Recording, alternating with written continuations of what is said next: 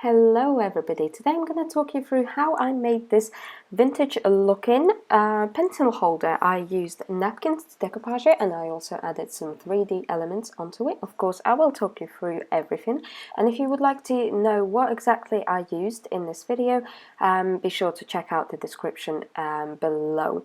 So I'll start by painting my pencil holder with white acrylic gesso. You can also use white acrylic paint to do this, or just normal all-purpose primer or wood primer that you can buy from hardware stores, but I have white acrylic gesso, so that's what I'm using to prime it. So I applied 2 coats of gesso and then 1 coat of white acrylic paint, just because gesso tends to dry out a little bit translucent and I want my background to be quite opaque. I don't want any MDF showing through, so that's why I had to apply another coat of acrylic paint, because it's a little bit more opaque. And so between the coats I dried everything with a hairdryer. Be sure to use a cool setting or cold setting if you have it on your hairdryer.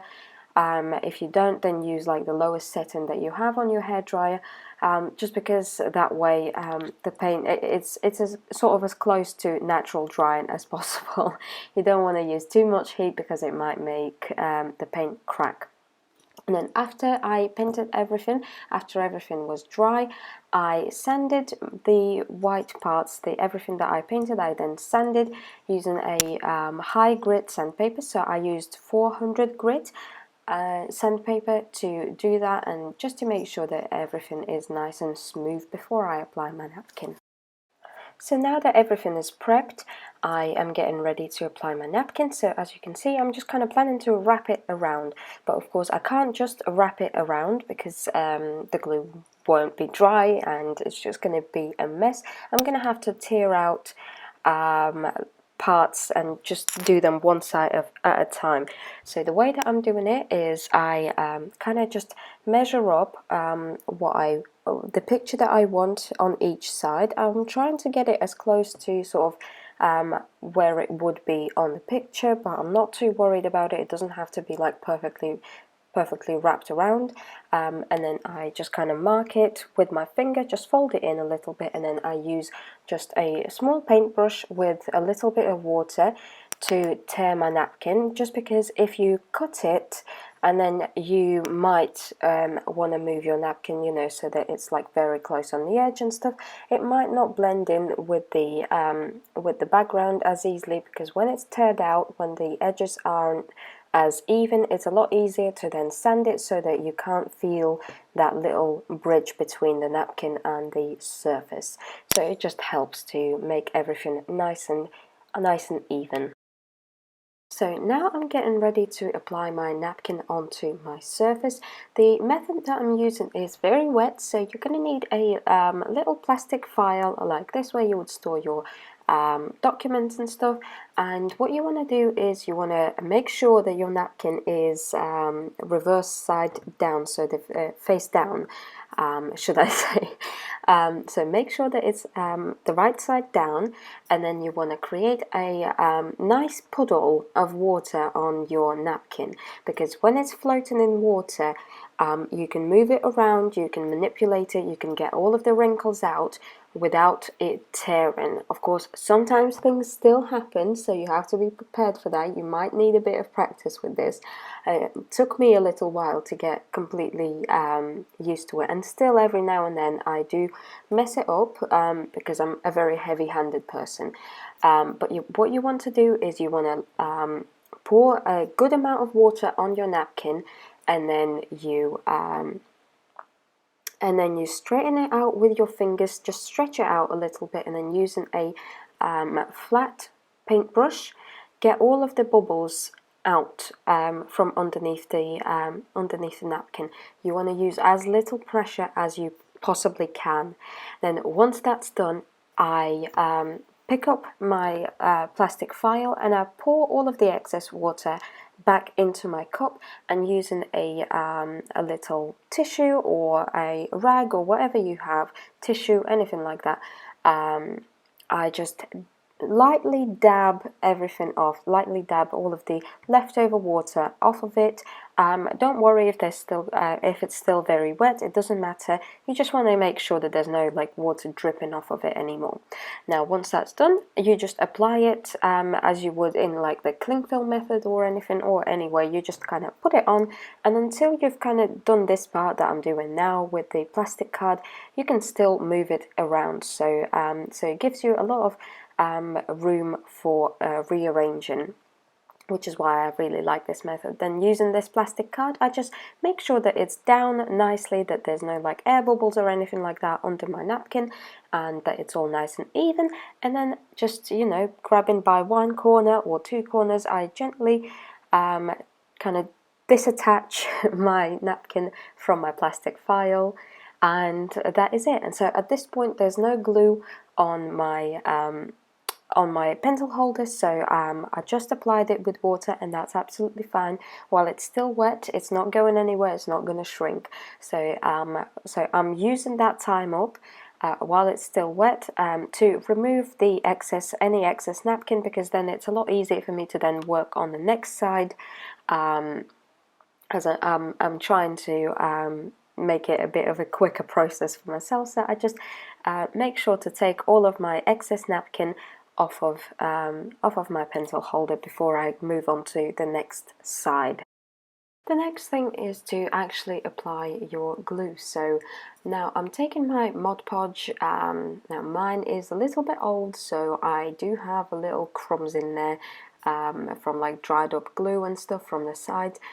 So it's not the best, but anyways, so I make sure to dip my brush in water before I dip it into my Mod Podge, because Mod Podge is very thick, and so with very thick glue you're risking ripping your napkin. So make sure that it's a little bit sort of watered down.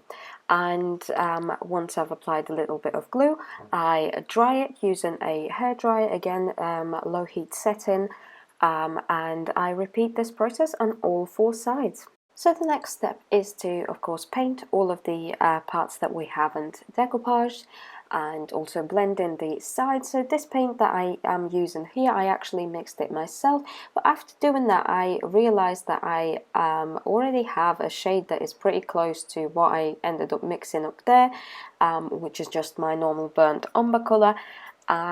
So yeah, don't make my mistakes. Check your paints first before you start mixing things up. Maybe you already have a ready mixed paint, and so you can save yourself some time and also paint. And what I'm doing here is I've already painted the bottom, as you can see, and now I take this little sponge dabber, which are really handy, and they are reusable, which is also a good thing, and I dip it into my paint, and then I dab off most of the excess onto my plate.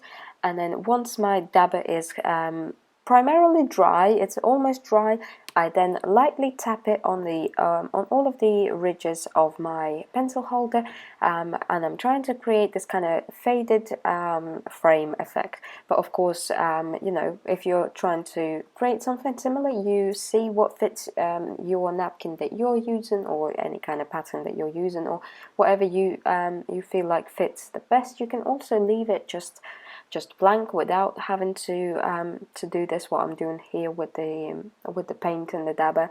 And then I paint so all of the inside. I had to apply several coats of this paint because it's not the best paint that I have, so it dries out quite translucent in some places when it's if I haven't applied a thick enough coat.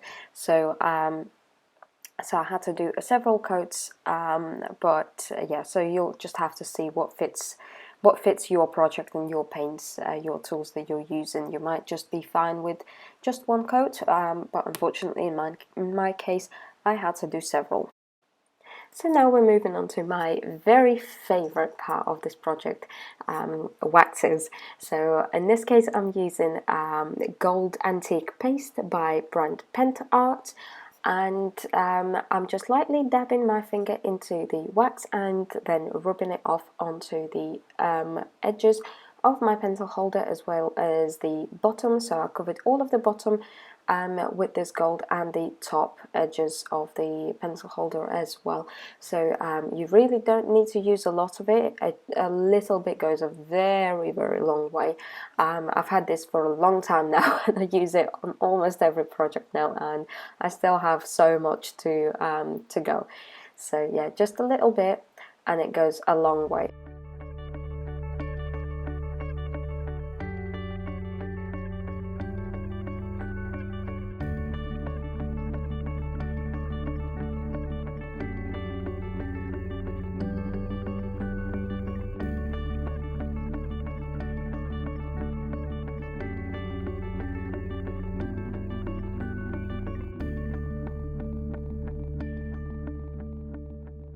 Now that that's done, we're going to move on to adding our 3D elements onto our pencil holders. So what I'm doing here is I'm just using a normal wall filler. So this is for like any kind of cracks anywhere, and this is an all-purpose filler.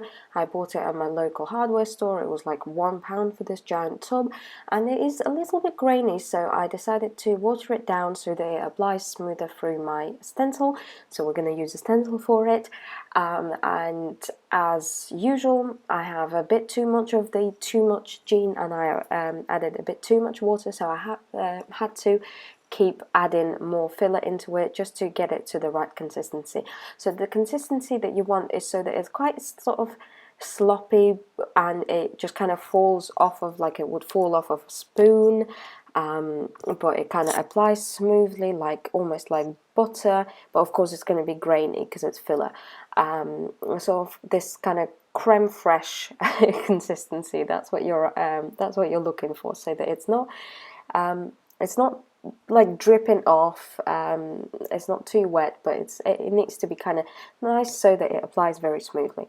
And so I'm using this stencil. This is what I chose, and I'm only going to be using that little vine part, and so I use masking tape to cover the parts that I don't want on my pencil holder, just so that it makes it a little bit easier for me to apply it on. I don't have to worry about, you know, stopping at a certain point and stuff. I can go over a little bit. I don't need to worry about it, and I'm just using a masking tape to hold my stencil in place, and of course I'm helping myself with my other hand to hold it in place. You can also get these spray adhesives for stencils, but I don't have any of those, so I end up using masking tape all the time. I should really invest into some of that, into some of the stencil adhesives, but I haven't yet. And so what I'm doing is I'm applying one vine on each side, so top and bottom on each side. So I'm doing 2 sides at a time, let them dry, and then do the other 2 sides. And in between the applications I use I have 2 cloths and a little bit of water here, so I just dipped my cloth into water, clean it off with the damp one, and then dry it with the dry cloth, and it's ready to be used again. And then yeah, I just repeat it on all 4 sides.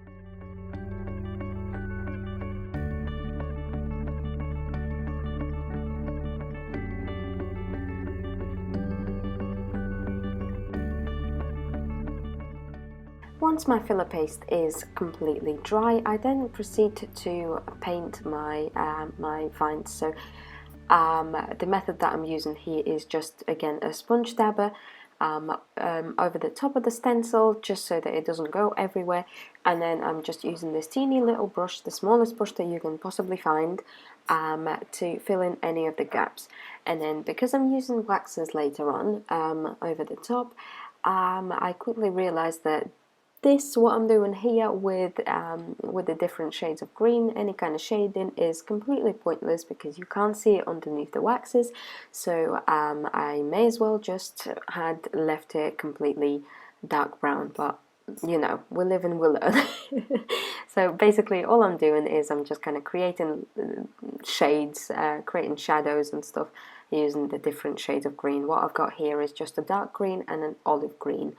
But yeah, feel free to skip that step completely. So at this point I had painted all of my vines green, and I'm just about to get them all covered up. So I use my gold wax once again, so I just lightly dab my finger into the wax and then rub it onto the leaves and the vines. And yeah, so I do that on all of the vines on all four sides.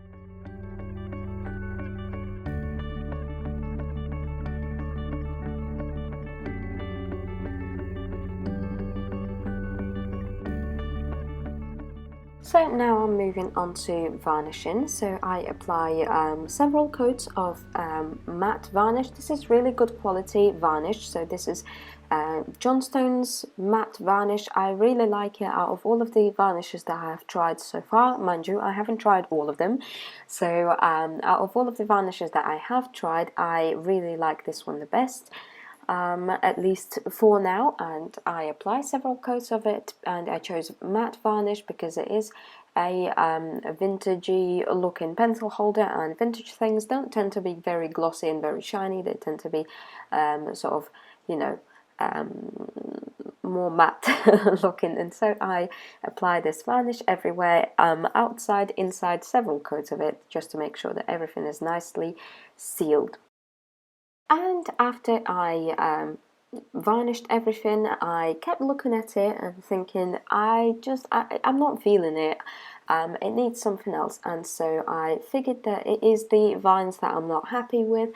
And so I took out my Art Alchemy wax in the shade Peacock, so by Finnabar, which is my first ever wax by them, and it's amazing. And in combination with gold, so when you lay it on top of gold, or you lay gold on top of it, it creates this kind of emerald, antique emerald color, which I really love. I am absolutely obsessed with it, and so I chose to use a little brush for it. Two reasons. So one, a brush is a little bit this little brush is a lot easier to use than my fingers for these kind of things. It gives me a lot more control. And second of all, this wax stains quite a bit, so if you use your fingers to apply this wax, it will stain your fingers for a good few days. That is tried and tested by myself. And so again, I do that on all four sides for all of the vines, and I do the same for the ridges. So all of the gold, I just kind of turn it a little bit antique. Yeah, and that is literally it. That is all I've done to this pencil holder. That is the end of the video. I hope you enjoyed it. I hope you found something helpful. I hope you learned something new. And if you enjoyed this video, make sure to give me a thumbs up. Subscribe if you want to see more. All of my social media links are linked in the description down below. And yeah, feel free to chime in the comments about what you would like to see me do next, or any kind of comment, suggestion, anything like that. Leave them down below, and I will see you in the next video. Bye bye.